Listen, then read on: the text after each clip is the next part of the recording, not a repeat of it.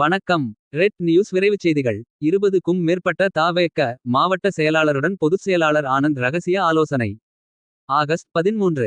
மதுரை மாவட்டம் உசிலம்பட்டி அருகே மியனம்பட்டியில் உள்ள தனியார் மண்டபத்தில் தமிழக வெற்றி கழகத்தின் இரண்டாவது மாநில மாநாடு வரும் 21ஆம் தேதி மதுரையில் நடைபெற உள்ள நிலையில் மாநாடு குறித்து அக்கட்சியின் பொது செயலாளர் என். ஆனந்த் மதுரை, தேனி, திண்டுக்கல், ராமநாதபுரம், சிவகங்கை, திருச்சி, சேலம், கிருஷ்ணகிரி உள்ளிட்ட 20க்கும் மேற்பட்ட மாவட்ட செயலாளர்களுடன் தனி அறையில் வெளியில் கதவை பூட்டி விட்டு சுமார் 2 மணி நேரத்திற்கும் மேலாக ரகசிய ஆலோசனையில் ஈடுபட்டு நடத்தி வருகிறார்.